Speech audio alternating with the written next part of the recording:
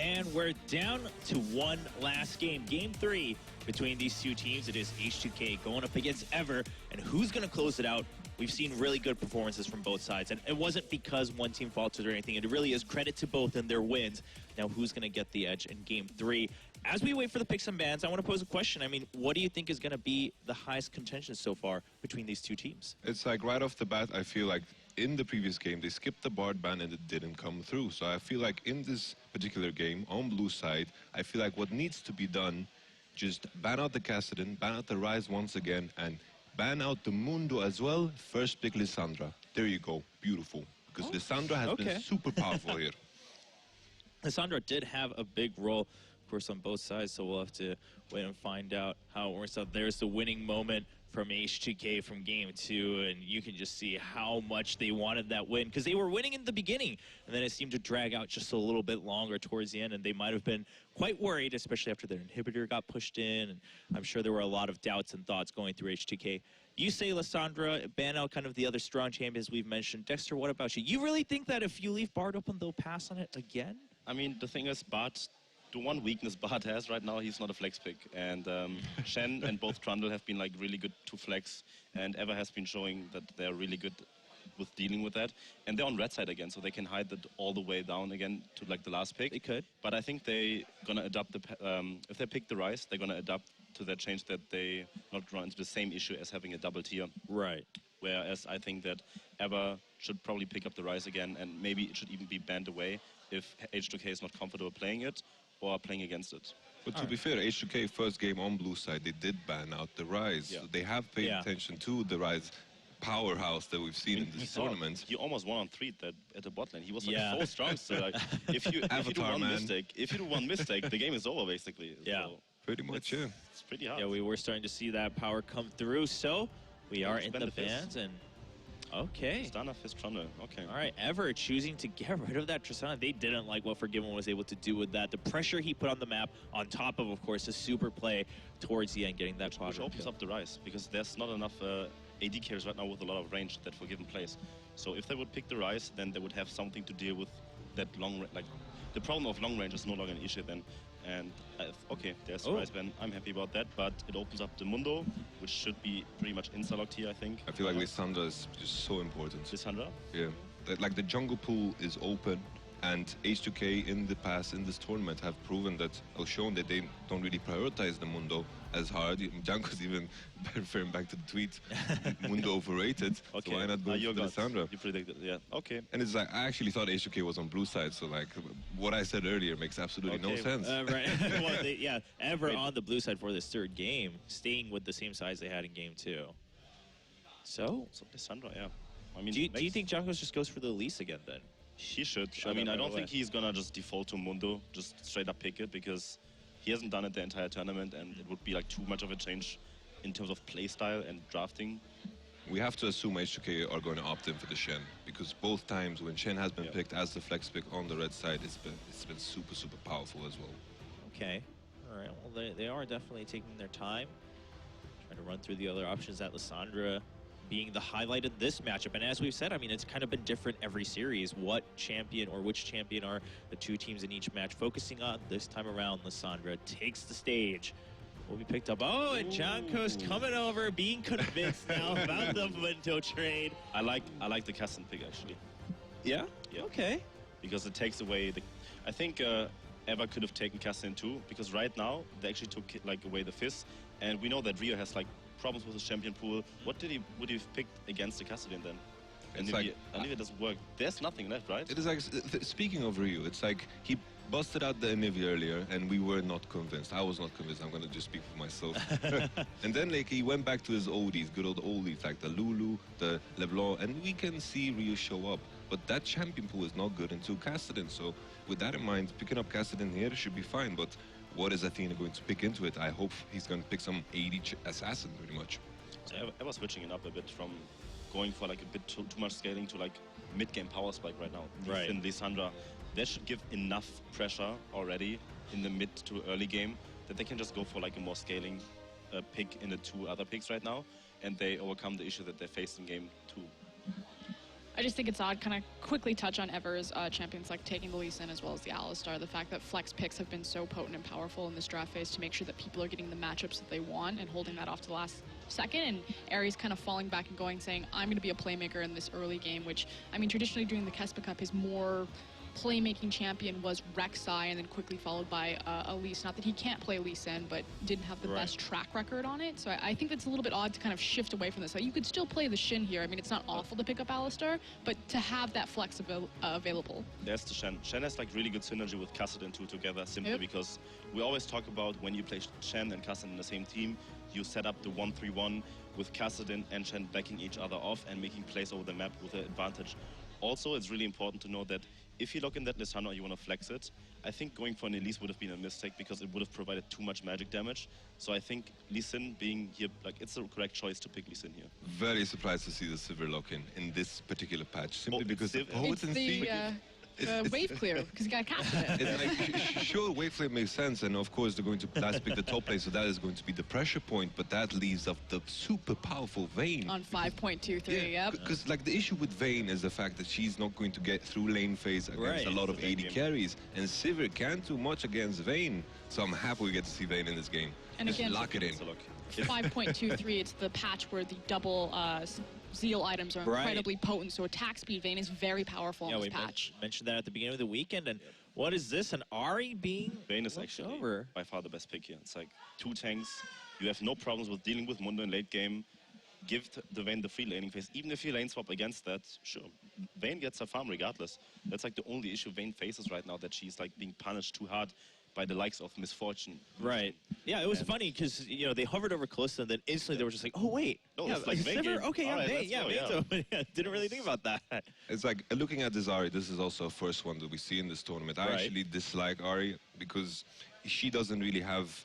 It's like, I feel like a champion that you could just pick safely in mid is like something like the Orianna. Maybe it's like a steal away from Rio because we were talking about this champion pool early and Ahri is a part of that, but I feel like she's going to opt in. And like, even though looking at H2K side, Kassadin is picked, and Kassadin is considered super strong into Ahri, so the Ahri does not make a lot of sense for me. Okay. There's a lot of backline threat, to be honest. It's like, you have 2 assassins with a Lee Sin diving into the backline, and... Mundo going top. Mundo's going top, okay. Spirit Visage Mundo. Spirit Mundo is... sure, but that's fine, I think. It's like, you know Lissandra's going top, and Mundo's unkillable the second he gets his first item. Yeah. Which is like gonna be completely fine matchup, and overall I think that the Vayne is gonna be like the story of this game. If she actually manages to like get the 2 items, she's gonna tear through like the whole team fight pretty much. And also Vayne into Rek'Sai. If you've ever played Rek'Sai into Vayne, you know how frustrating it is. You can't do anything. Yeah, I mean, it does seem like it is all eyes on Vayne, and that's usually how it goes when a team picks Vayne in any meta, just the way that champion is built. Froskern, what about your final thoughts on this Ever lineup? I feel like this is kind of falling back to what Ever did in the Kespa Cup. Everyone talks about Key. I talked about Athena. Crazy's gone out of control before, although kind of messed up last game. But Loken is actually a very solid AD carry. And to see him kind of go back to that hard carry position, I actually think this is what really pushed Ever over the top and solidified themselves as a top-tier team. It's not just one threat. It's not 2 threats. It's across the board. They are a roster full of talent, and Loken gets to prove that now against Forgiven. All right, yeah, this is his chance, and could be his only chance in the Intel Extreme Masters to prove it. It is the last game between these 2 teams. We'll find out who takes the win right after this.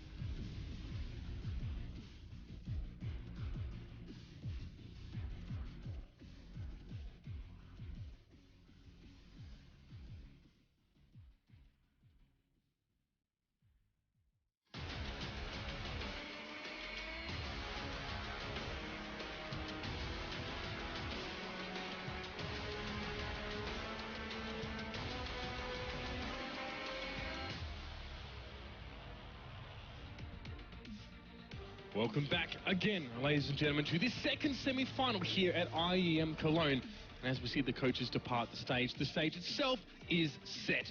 The Greek god himself, Forgiven, has established his presence, and Loken has locked in Vayne for what is sure to be a very, very interesting match. If European fans believe in miracles, this could be our 4th reverse sweep of the weekend. That is the reality we're facing. The European fans would love to see H2K in the final. It's all about Loken. That's really the only narrative we can have here. If this Vayne can pick up those big items, there's one champion in the game that can deal with a fed Dr. Mundo. Okay, it's no mean task, but the potential's there for the Vayne to take over this game.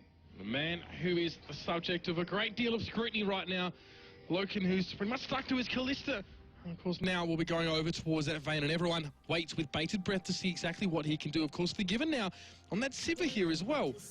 I mean, not going to be so easy to put that pressure on Loken early on here. Is definitely something the analyst touched on. But if Forgiven deserves anything, it's absolutely the benefit of the doubt. After single-handedly pulling a rabbit out of the hat, winning that game last game. We're talking about a late game, fully stacked, fully ready to go. Cassidy and Rise completely outmaneuvered by Forgiven's Tristana. As you mentioned, it's on the Sivir champion, of course, that he has a lot of amusing memes and history with. Yes. It's basically to help his teammates here. He's got the good wave clear, so if there's lane swaps or in the early situation can push in, but it's well pointed out by the analyst desk. Not a good matchup post-6 or post-Blade the Ruined King. Or I guess in this situation, a couple of Zeal items probably going to be coming through from Vayne rather than necessarily the Blade the Ruined King. The standard build we see, especially on patch 523, is double energized items. Static Shiv, yes. Rapid Fire in some order into the Infinity Edge. Those 3 items in, even Mundo with an armor item or 2 will have to quiver in fear at the sight of Loken.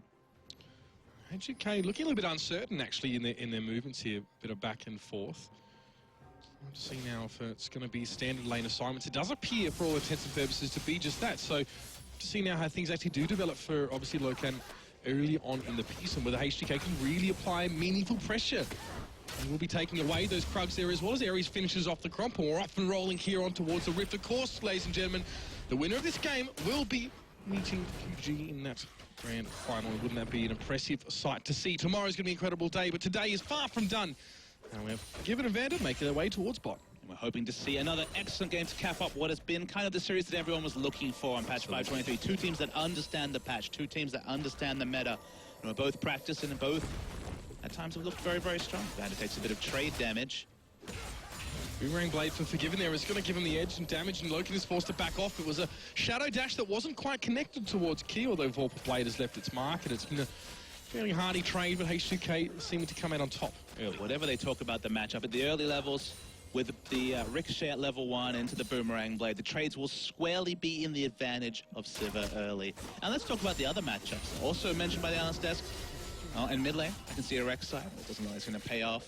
Cassidy has always been considered a good matchup into Ahri. They've opted into Ahri. You can only assume, you look at this matchup and you're like, okay, why choose the Ahri in here? There were many other options, an AD Assassin, for example. The only thing I can gather, what does Ahri provide? She provides decent backline threat, but more reliably, wave clear. Lissandra, Ahri, both strong wave clear. So I'm thinking the thought process from Ever here was whatever happens in the early game, whether it's lots of turrets being pushed down, which we saw in both previous games, whether it's the Vayne falling behind. If you run reliable wave clear in other areas, it buys time for Vayne to get her items, because 3-item Vayne is what is needed forever as Ares. Not going to quite be caught by Jankos. Early aggression there from Jankos, which has definitely become his calling card, not just over this last series, but of course in general. Isn't going to find Ares there, of course, but both of those junglers getting a little bit of a snippet of each other, at least knowing where they are both at as they do want to track each other across. And Crazy, again, we talked about this. What does Crazy do up against Mundo? You said just farms, tries to harass a bit, but mostly just trying to build up with a fairly smooth early game. And that's the thing. They were flexible enough with their draft to say Mundo to the top lane, and against Lissandra, it's a great choice. You get Spirit Visage, of course, one of Mundo's absolute core items. Whatever the state of that item, you were buying it on Dr. Mundo. And there's no kill pressure from Crazy. Absolutely zero. Doesn't matter if he gets Morellonomicon or whatever he itemizes into. Nothing you can do to kill the Mundo. However, what does Lissandra have that trumps Mundo, and that's amazing teleport flanks, whether it's with the home guard buff at 20 minutes or previously. As here we go, Vander. Vander being caught up there as well. Was a condemned that got him stunned. They're going to chase over towards him. Jankos is coming out from the side, and there's a teleport coming in behind. The ESC might be too far forward. They're going to have to use their own teleport to get there. Oduamne flashes away. The Sonic Strike did hit it. Ares is going to get in there, but the first blood goes over towards Forgiven, but it's traded back almost as quickly as it was picked up. Ares drops down. Jankos is low. Logan gets himself a kill, and some more damage going back towards Forgiven. It's a 2v1 in favor of Ever. Yeah, first blood goes through to Forgiven, but one kill, one assist for Vayne. It's a bigger pickup. The Vayne getting any sort of semblance of advantage this early into the lane that will eventually swing. And to say it swings, that's a bit of a misnomer. This lane goes landslide in the advantage of Vayne after a couple of items. Civ will kind of have to cower in fear and try and wave clear from afar. Ever will take it, but still, first blood, H2K. For Loken to be able to circumvent the early game angst that you suffer as Vayne, it's going to have him laughing all the way to the bank. We'll see if he can add some more to that one there as well. Of course, coming back with a Vamp Scepter as well on top of the Doran's Blades, giving him some staying power, some sticking power in that lane. Of course, Forgiven did get that kill there as well, so he's not going to be putting himself far behind. He's actually been able to pick up that B of Sword already. And I guess this means that the build that we kind of talked about might be a bit different. You see the Vamp Scepter, there's a chance that he holds on to that, but with the long sword as well, Blade of the Ruined King, despite the cost increase, despite the fact that you're now spending 1,600 gold plus on an item that used to cost just 1,400, you know, changing your back timers, weakening you a bit in the early game. But Blade of the Ruined King does give that kill pressure, specifically in the split push, but does delay what was previously the 80% crit build as another initiation. We've got plenty of action on the map. Key misses the Pulverize, and the Spell Shield wasn't even needed for Forgiven. He's out towards the back, but they want Vander. It looks like they're going to have their dinner and eat it too. Deciding who gets it, of course. Ares actually forced to go for that last auto.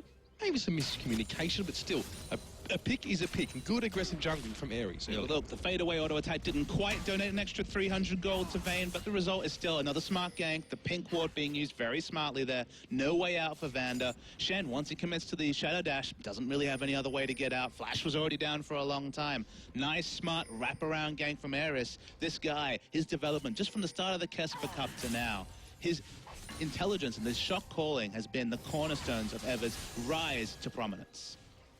See if they can continue to rise even higher. It's Key making his way back down to the bottom lane to join with Loken, who's relishing this free time, this solitude, of course, to farm up. Oh boy. Get towards those spikes, but it might be something happening towards his top lane. Jankos can come in from that unexpected angle. Oduamne got Ring of Frosted for a moment there, but Crazy takes a little bit of a different avenue.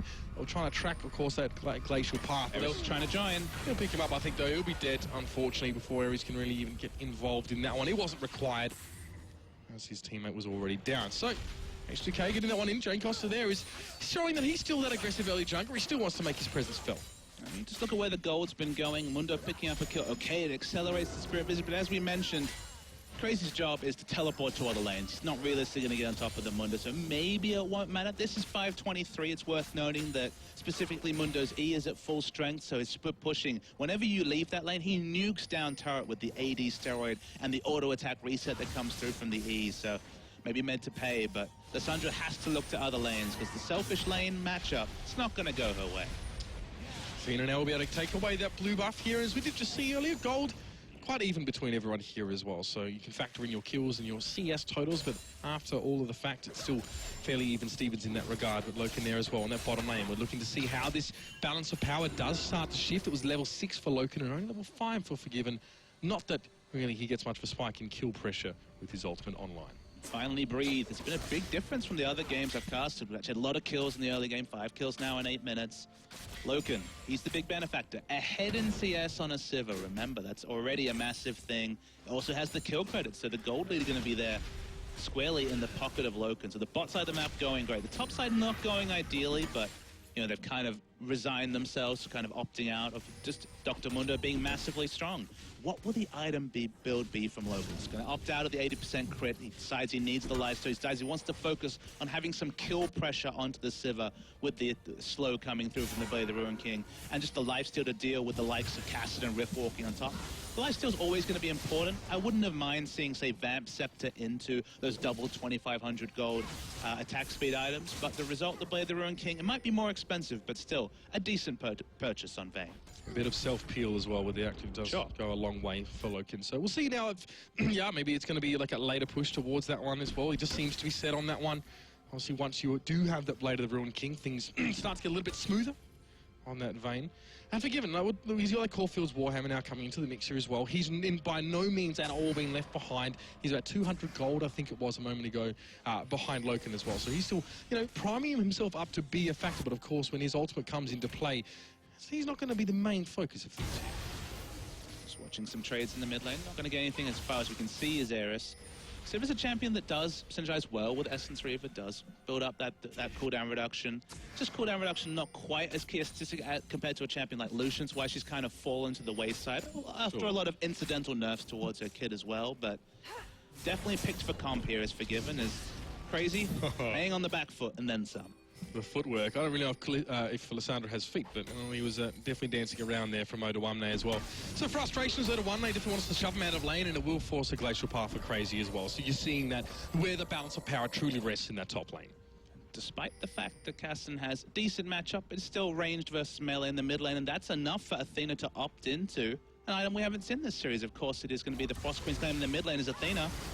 Robbie caught here as well. Prey Seeker does go in. That's a slow from Force Pulse that really was important though. Flashes for all and sundry. It's got to be a Stand United coming in. Ryu almost got blown up. Ignite picks away. Athena picks up the kill. Vander backing up there as well. Ares is a little bit low. He doesn't have a lot of teammates, but there comes Key off from the sides, looking for some sort of knock-up. Athena has a bit of help. Big knock-up as Vander goes over the wall, but there just was no follow-up available there for ESC to go for a second one, but Ryu, I don't think things are eventuated the way he may be anticipating. Remember, Vander used a 3-minute cooldown to be involved in that fight, and they still lost the trade. It was fast finger work coming through from Ari to use WQ, Ignite instantly on the Kasten to pick up the kill.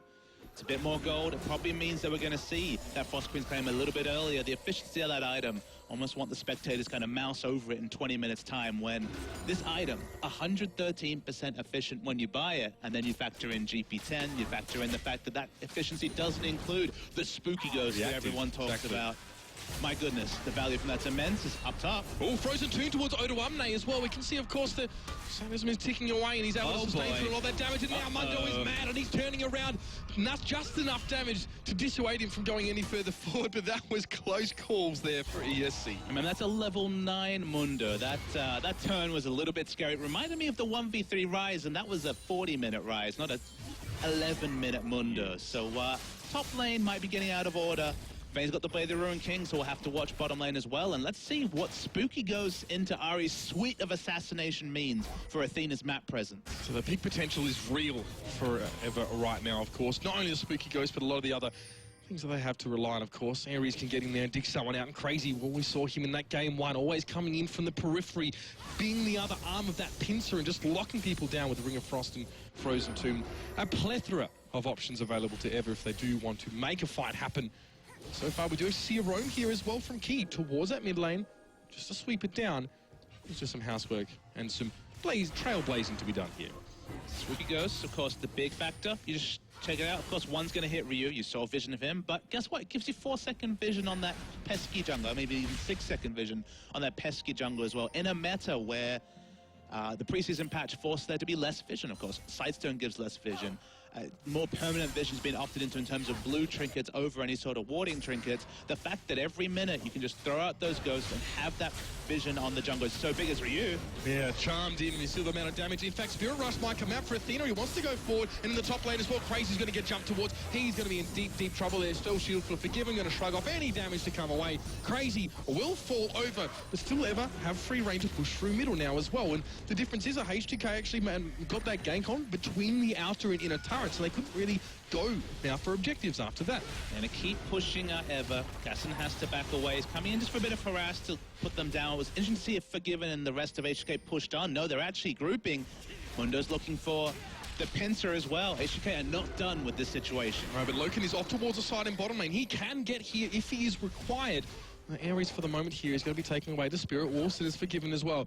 Oh, this is a scene we've seen multiple times over the course of this weekend. Papa is Forgiven, just working on those turrets, adopting that more defensive mindset. But you never know. It's like a switch. You turn it on, and all of a sudden H2K win a game. It's worth noting that he probably spotted the Blade of the Ruined King and thought it behooved him to just get the hell out of that bottom lane. This is when things get really hairy for the Seva. Usually has to just pop the ultimate and run away when Vayne ever activates her own ultimate, you know, using that team fight ultimate for that more selfish ultimate that Vayne puts out. Seeing lots of buff transfers. Dragon's going to be completed. It's the first Dragon of the game, so it's going to be some nice little stats, but, you know, at the end of the day, game's finally poised, which is exactly what you want in this last crucial game to find out our second finalist for IEM Cologne. Sure, we sit close to parity here between these two teams who have showed us multiple facets of themselves, and some beautiful aggression, of course, at the end of game 2 is what got us here in the first place after Ever looked so commanding. It's 4, and because of that fact, you just cannot count H2K out. Even at the deficit we saw them at, it's forgiven. Now back towards that bottom side. Essence Reaver has been completed for him there as well. Obviously, we knew he was heading in that direction. And Crazy drew the short straw. He's heading towards that bottom side now as well to get his way clear on. I mean, at the end of the day, Crazy's kind of in an emergency situation where she can't really walk over anywhere, Lissandra, and get free farm. She's well behind her lane opponent in Mundo. It was 30 CS not a moment ago. Now starting to catch up a bit, but have to take the support there. And now we're starting to see a preview of a very important duel in the future, the Vayne and Mundo in the same lane. Everyone's swapping around. Siva trying to avoid the Vayne. Lissandra trying to ideally avoid everyone and just farm, but probably not going to get lucky with that one. Ares has to be careful, and here's another initiation. And again, Stand United coming in as well, just to get Vander on site, but a teleport coming in, and Odoamne has to be careful. He does get knocked up. All the Sonic Wave's not going to hit, but he does get frozen too. And Loken doing exactly what he wanted to do from the very beginning. He claims Odoamne. Not done. And if that's any foreshadowing of what we'll see later on, that's scary. At the end of the day, remember, the objective looks like it's being designated in bot lane. Siva's not done, not interested in grouping, going to keep pushing. Probably going to be another global trade, although Ares going to back away. Probably going to be a trade overall, but killing a turret, definitely ahead of the turret that Siva will easily pick up in bot. Ever keeping themselves a half step in front at this stage, or at least able to, you know, emulate or reciprocate H2K's movements on the other side of the map. The cross-map play has been important for them, so they're still, you know, grouping up. They're actually going for these plays, and they're still actually able to get objectives. They don't have to sacrifice towers in favor of picks. I mean, the big thing that we have to talk about is that Kassadin's job this game is to trade his life for Vayne. If Vayne dies, Vayne is absolutely the crown jewel of this Ever lineup. So where does Rio go with this item build? There's two schools of thought. Do you go for the Zonius to give yourself a bit of armor, but crucially, you know, an aggro reset when you dive into the backline? Or do you go for the Lich Bane for the potential one-shot, but then truly condemning yourself that if you ever miss it, or condemn is probably an apt word there, or if you ever get put down, speaking of put down, Interesting thing from Athena going forward there. The Shadow Dash out from Vander is actually going to keep Ares just a step behind or so. Athena going very, very low there. The hunt being used. It's going to be a teleport coming in from the middle. Ares actually flashed already. It's a double knockout, but Jankos has one of his own, and Ares does fall down. Athena now going to be the next target. He just flashes behind his tower. The Ricochet will not claim his life, but the Force Pulse does. Ryu goes very, very deep. He comes out with a kill. Good little play there as well. Loken is still alive. He's full health, but the fight won't continue any further. It's a 3-for-1 in favor of H2K. Yeah, Lissandra burns down on the back end as well to the Ignite. Loken was not grouped. Not sure if he's going for red, not wearing the buff not being up. Obviously, was just farming in the bot lane. Missed the action. So much of this early game was centered around getting Loken ahead that when the team was forced to fight 5v4, it was even worse than expected. And Loken picks up a kill on the back end, but we'll need to watch his positioning for future fights. Absolutely. H2K. Bit of a burst of aggression there as well, yielding results. Definitely, you know, gold as well. You look at it now, Ever still a turret up, but it's just the 1K between the two of them here. H2K as well, definitely not bowing down. Definitely not even giving a remote indication that they're falling behind. You can look here over the kills as well. A decent spread for H2K with 2 going towards Ryu, and you've got to wonder what his, inclination is going to be going forward, of course. It looks like might even be Abyssal Scepter, the next stop for him. Yeah, it's against double AP, so probably 4 since the Abyssal Scepter. It's still one of the most efficient items on this patch. With so many AP items nerfed, there was actually a small buff to Abyssal Scepter, specifically in terms of cost. So Abyssal Scepter's right next to Rod of Ages.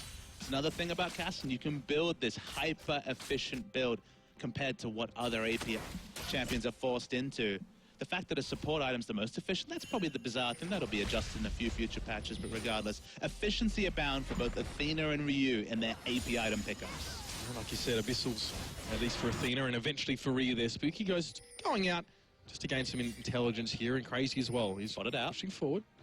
Yeah, noticed by multiple wards there as well as the blue trinket went down on that side brush, but ESC don't seem deterred by that. They're pushing forward, and this tower is so low after that. Crazy wants to go forward, and Forgiven just gets obliterated, completely disintegrated there, of course, with the Frozen Tomb coming down. Easiest pick you're going to see, I think, in this game, and ever forge ahead. Now, they don't have Vayne, but Vayne's going to be grouping soon. They're not going to get a lot of turret damage on it. It's a nice pick. Spell Shield was baited out, absolutely assassinated. Loken once again not with the team, but slowly grouping.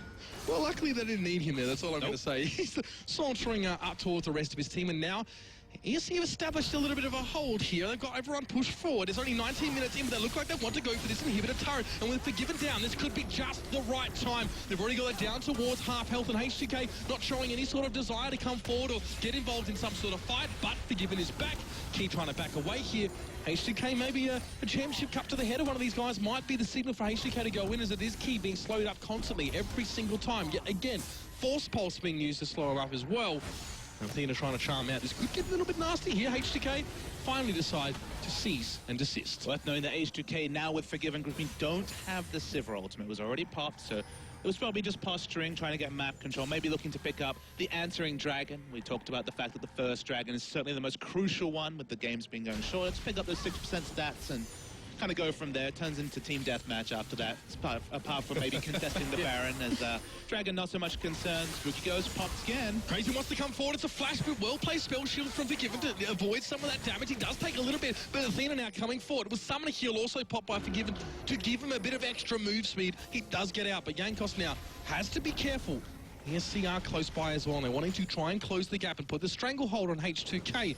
The Europeans definitely biting back, definitely got plenty of moxie about them here, as Odoamne as well wants to stand near this dragon and try and put these guys off it. And the biggest factor there was a pick would have meant killing that inhibitor, which they haven't been able to take down just yet. We're seeing a lot of posturing over Dragon. Looks like both teams are confident to fight, because it's only the first Dragon for H2K and the second one forever. Here's the turn, everyone grouped up, and now they go forward. It's a Dragon kick towards Odoamne. He's back out towards the side, and Loken, he's exhausted, but he's still a presence. He's still able to do some damage. Now Ryu, he goes down. Loken's there, but Odoamne looking to pick him up. No, Odoamne just goes down now. Jankos is in hot pursuit here. It was a 2v2 from what we could see.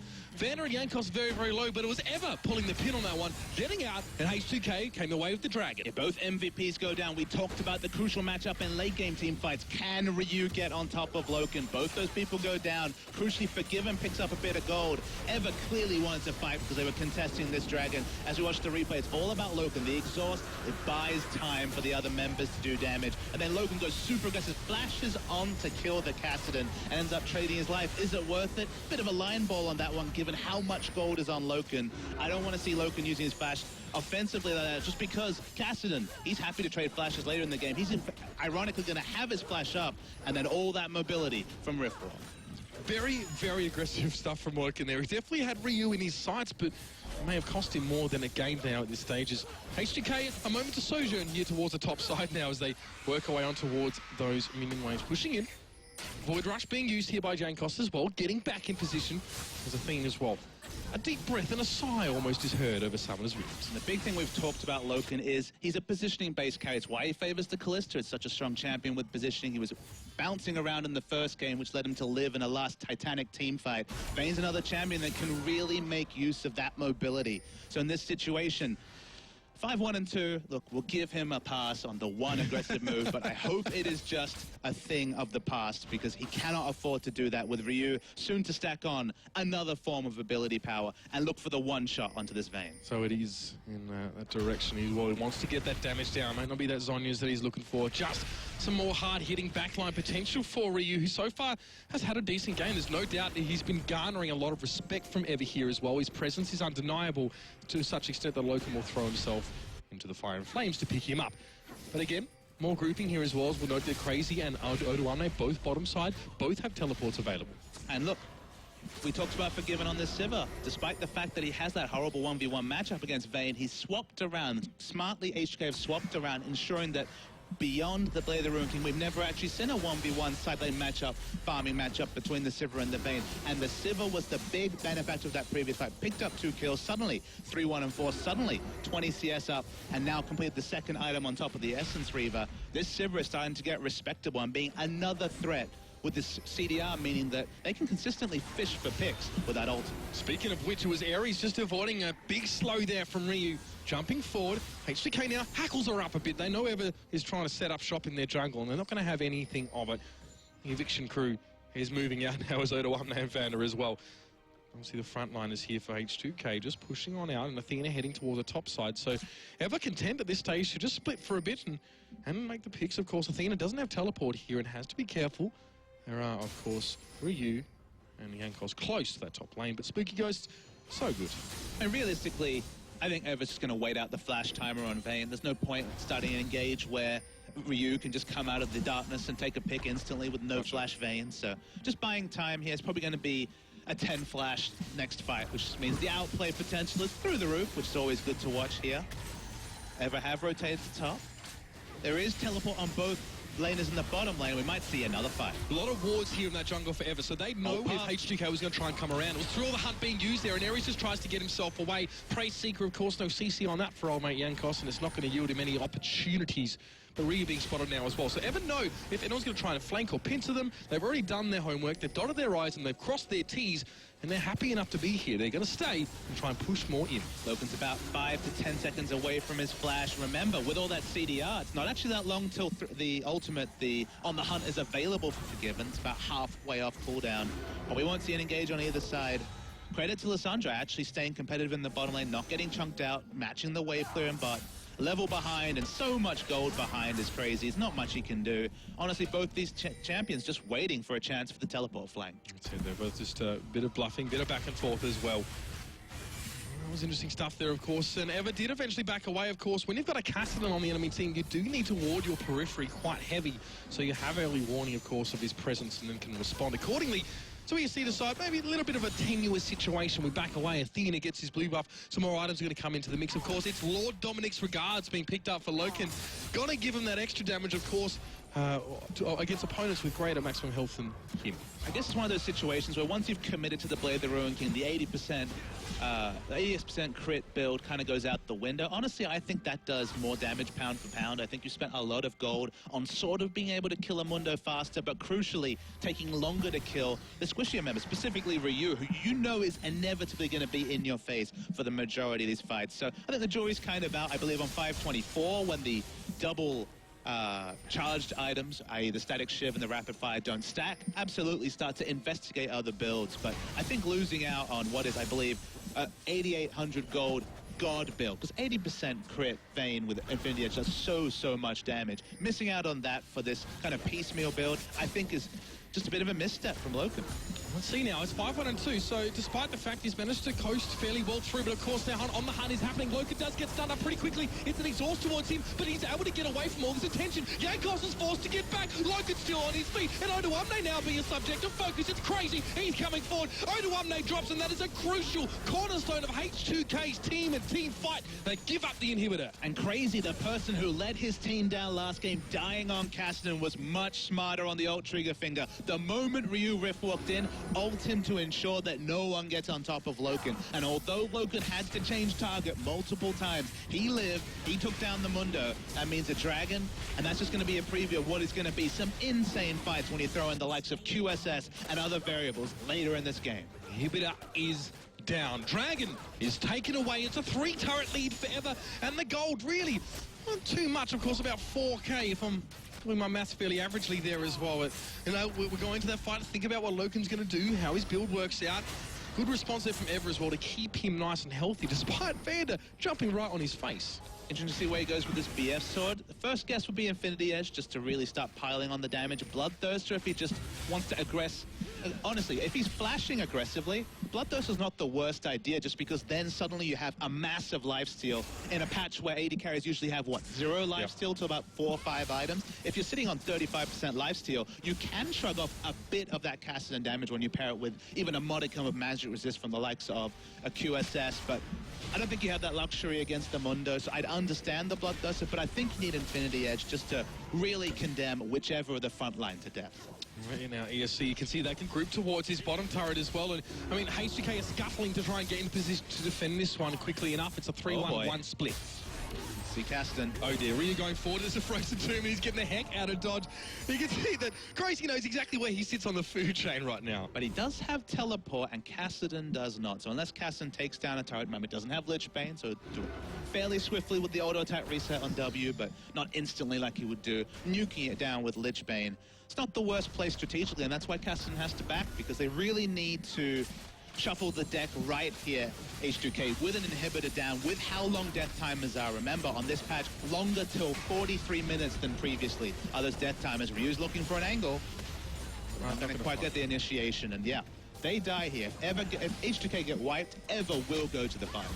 30 minutes in, of course. Only the one inhibitor down, so you wouldn't exactly call their base in tatters, but that's just now how oppressive those death timers are. You have to play around that here as well, and you can see the H2K was not willing to go forward to try and defend that tower. They actually gave it up knowing that it was just too risky right now for them to go for something like that.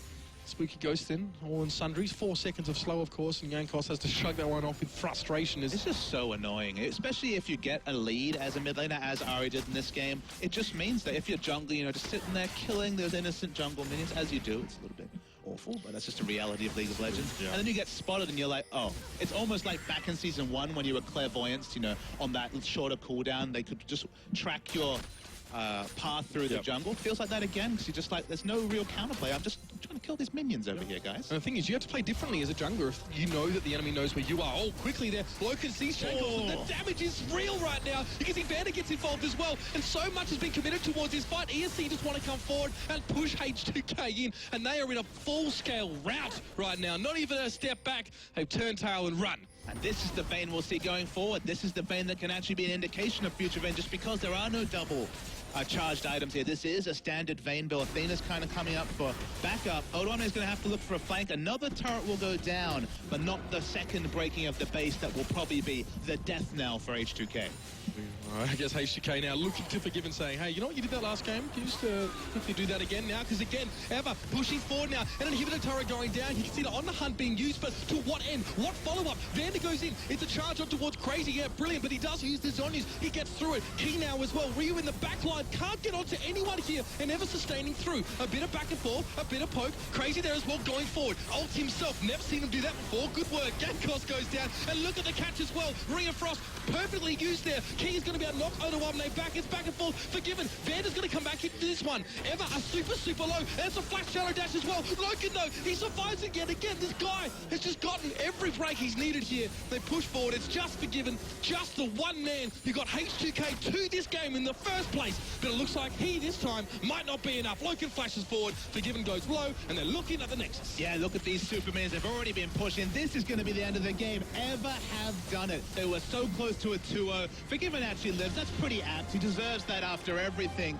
And Ever pull it off. It was the last moment. It was a wonderfully fought series strategically with plenty of highlights. But Ever, this team from Korea that could not qualify for the LCK for 2016, pull another one out, and they will meet Chaogu in an all-Asian final. Absolutely stunning stuff here, of course, from the Korean side. And H2K, you know, before we go to the analyst desk, we don't get much chance to break this down. I do want to say, really impressive from them over the course of the weekend. Shame to see them not advancing from this point, but I mean, they've made a statement, you know, and I honestly think they've set themselves up for a good trajectory for next year. I mean, they made the statement yesterday where, you know, despite what other people say, when a team with 2 days practice beats a team with a month's practice, that's already a statement. That's saying this team that on paper was looking strong but had so little time to actually come together, credit to the coaching staff for them to be able to pick up the win over Cloud9 and then underscore that statement, put it in bold, change the typeface, get it really large, because H2K drove Ever, the team that was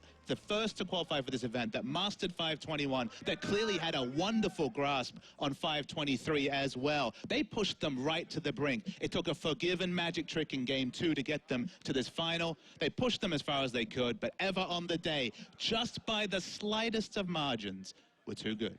And, you know, the funny thing is as well, when they were interviewed actually during or early on in the Casper Cup, it was actually the coach of Ever said, we'd like to get to the quarterfinals. You know, and then they got to the grand final. Obviously, we've harped on it. You know how the story goes. And then in the end, he said, well, we didn't even think we'd be going to IEM Cologne. We haven't even thought about this yet. We was just hoping to get as far as we could. So, you know, that wasn't even something that factored for them, of course, until it was actually a reality. They said, you know, that, you know, it's nice to know what it feels like to be on that winner's podium here.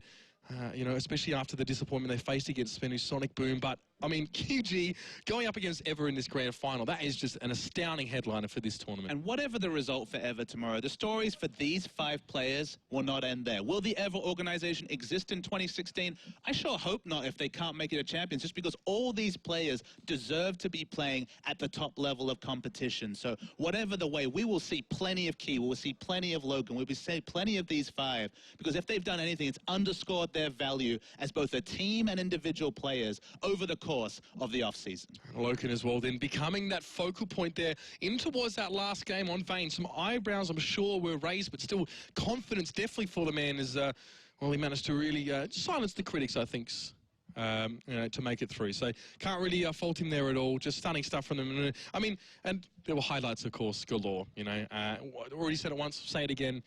The guys from H2K, really accolades to them for the performance they put up here as well. But I mean, QG going up against Ever, man. As an all-Asian final, like has been sort of foreshadowed here as well. I mean, it's going to be great tomorrow. It's going to be great watching for all of us. So we're going to pass now over to our experts, and they're going to pick this one apart for you as well. I'm sure there's plenty to bring up, gents. Thank you very much, Mitch. I will first have the pleasure of talking to Athena. I want to say, first off, a big congratulations. Your first game overseas, and you beat what is a good-looking H2K. How are you feeling? 그 중간부터 좀 다시 말해.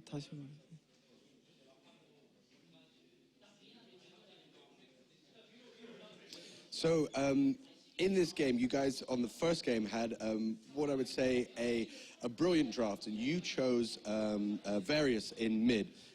Was that premeditated, or was that actually in response to what you saw H2K do? 똑같은 질문일까요? 그 처음 그 H2K가 첫 번째 경기를 했는데 그 잘한다는 생각은 들었는데 저희가 최근에 연습을 많이 해서 연습대로만 하면 이길 수 있다는 생각이 들어서 자신이 있었습니다. Yeah, sorry, regarding your first question, you know, we saw that H2K, of course, performed very well, but going off of that, we still thought if we prepared as best as we could perform very well. If you could repeat the second question, please.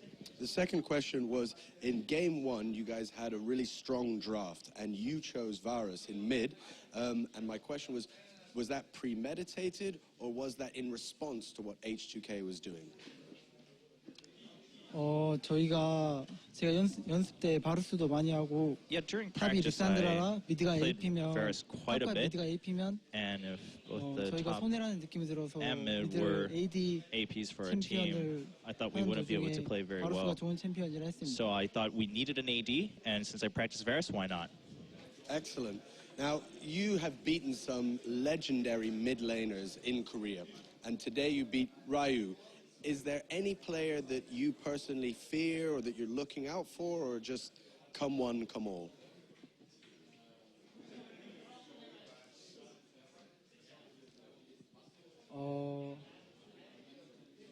딱히 없고 저는 딱히 없습니다. No one in particular, actually. Absolutely. Now, tomorrow in the finals, you'll be facing off against QG. What do you think your chances are?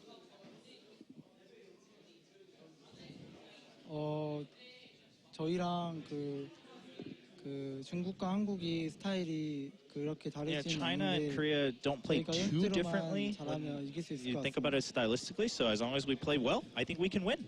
Well, those are good words, and I wish you a really enjoyable evening. Get some rest. Be ready for tomorrow. I know all these guys will be happy to see you. Thank you so much for taking the time to talk to us. And for now, right back over to you, Chobra.